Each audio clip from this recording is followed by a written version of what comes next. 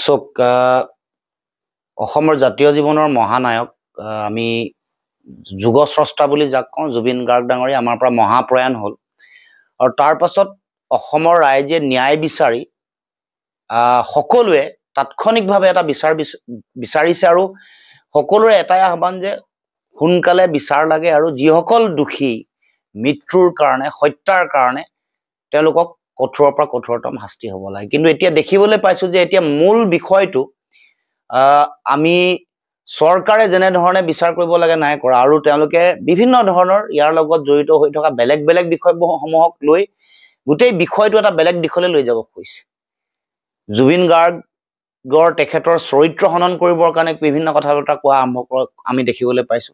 আনকি বেলেগ বেলেগ অৰ্থনৈতিক কিছু কথা বতৰাও আনি মূল বিষয় যে কোনে এই কাম কৰিলে, কোনে এই অন্যায় কৰিলে, যিটো স্থানত এই ঘটনা ঘটিছে তাৰো যিসকল প্ৰত্যক্ষদৰ্শী আছিলে তেওঁলোকক আজিলৈকে না জেৰা কৰিছে, না কৰায়ত্ব কৰিছে, না তেওঁলোকৰ পৰা ষ্টেটমেণ্ট লৈছে।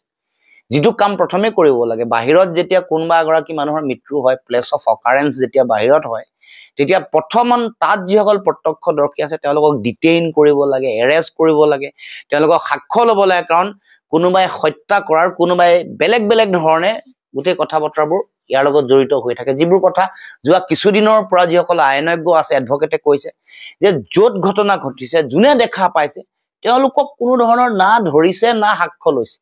তেতিয়াহ'লে যিমান দিন যাব তেওঁলোকে গোটেই কথাটো কেছটো ফ্ৰেম কৰিব পাৰিব, তেওঁলোকে তথ্য লুকুৱাব পাৰিব, সাক্ষীসকলে বেলেগ ধৰণে তেওঁলোকে বিষয়বোৰ লৈ যাব পাৰিব। গতিকে এই গোটেই কথা বতৰাবোৰৰ পৰা আমি এটা কথা চৰকাৰক কৈছো, মুখ্যমন্ত্ৰীক কৈছো যে জুবিন গাৰ্গৰ এই যিটো বিষয়, এই মৃত্যু বা হত্যাৰ এই বিষয়টোক লৈ আপুনি লৰা ধেমালি নকৰিব। কাৰণ জুবিনদাৰ পুণ্যাত্মাৰ গোটেই বিষয়টোক আমি আগৰ পৰাই ৰাজনীতিকৰণৰ বাহিৰত ৰাখিব কৈছো। ইয়াৰ লগত জাতীয় স্বাভিমান জড়িত হৈ আছে, জাতীয় আৱেগ জড়িত হৈ আছে আৰু অসমৰ প্ৰতিগৰাকী মানুহে, অকল অসমেই নহয় ভাৰতবৰ্ষৰ জুবিনদাৰ গান ভাল পোৱা, জুবিনদাৰ গোটেই তেওঁৰ আদৰ্শ আৰু চিন্তাক সন্মান শ্ৰদ্ধা কৰা মানুহ আৰু পৃথিৱীৰ বিভিন্ন প্ৰান্তত থকা মানুহে এটা কথাই বিচাৰিছে যে ন্যায় লাগে। ন্যায়ৰ মূল কথাটোৱে হ'ল যে জুবিনদাৰ এই গোটেই কথাটোত জড়িত হৈ থকা মানুহ কোন কোন আছে, সেই ঠাইখনত মৃত্যুৰ সময়ত জড়িত হৈ থকা মানুহৰ কথাই কোৱা নাই। ইয়াৰ লগত বেলেগ গ্ৰেটাৰ ডিজাইনো থাকিব পাৰে, বেলেগৰ বাহিৰৰ পৰাও এই কথা হ'ব পাৰে। কি হৈছিল সকলো কথা জানিব মানুহে বিচাৰিছে আৰু যিসকল ইয়াৰ লগত দোষী শাস্তি বিচাৰিছে। গতিকে এই কথাটো মূল বিষয়টোৰ পৰা ফালৰি কাটৰি নাযাবৰ কাৰণে আমি চৰকাৰক আহ্বান জনাইছো আৰু 3 মাহ তেওঁলোকক হেৰি দিবৰ কাৰণে সময় লাগে।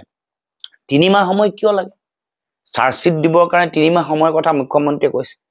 তেনেহ'লে যেতিয়া সাক্ষ্য ল'ব ফাষ্ট ট্ৰেক কোৰ্টত তেতিয়া আৰু 50 জন সাক্ষী ওলালে 1 বছৰ লাগিব। তাৰমানে আমি ন্যায় কাৰণে 1.5 বছৰ ৰ'ব লাগিব। তাৰপিছত গোটেই পৰিৱেশ লাহে লাহে লাহে লাহে সাক্ষীসকলেও বিভিন্ন ধৰণে গোটেই কথা বতৰাবোৰ তেওঁলোকে হেৰি কৰিব পাৰিব, সুযোগ পাব, মানে ইফালে সিফালে লৈ যোৱাৰ সুযোগ পাব। গতিকে আমি মুখ্যমন্ত্ৰীক আহ্বান জনাইছো। আমিতো আগৰ পৰাই কৈ আছিলো যে এটা চেন্ট্ৰেল ইণ্টেলিজেঞ্চ এজেঞ্চি লাগে সুপ্ৰিম কোৰ্টৰ মনিটৰিঙত। কাৰণ বিদেশত গোটেই কথাবোৰ হ'লে যেতিয়া এনকুৱাৰী গোটেই কথাটো হয়, কাৰণ এতিয়া কিছুমান এনেকুৱা কথা আহিছে, এনেকুৱা এলিমেণ্ট আহিছে যিবোৰৰ লগত মুখ্যমন্ত্ৰীৰ সম্পৰ্ক ভাল, এই কথাটো আহিছে। সম্পৰ্ক ভাল হোৱাৰ লগে লগে গভৰ্ণমেণ্ট ষ্টেট গভৰ্ণমেণ্টৰ এজেঞ্চিয়ে যেতিয়া কামটো কৰিব তেতিয়া নিউট্ৰেলিটিটো নাথাকিব। সেইকাৰণে ইণ্ডিপেণ্ডেণ্ট এজেঞ্চি লাগে, চেন্ট্ৰেল গভৰ্ণমেণ্টৰ এজেঞ্চি লাগে আৰু লগত যিহেতু তেওঁলোকৰ চেন্ট্ৰেল গভৰ্ণমেণ্টৰ এজেঞ্চিৰ ওপৰতো মানুহৰ সন্দেহ আছে। গতিকে সুপ্ৰিম কোৰ্টৰ মনিটৰিংটো মানুহে বিচাৰিছে, সেইটো আমি আগৰ পৰা কৈ আহিছো।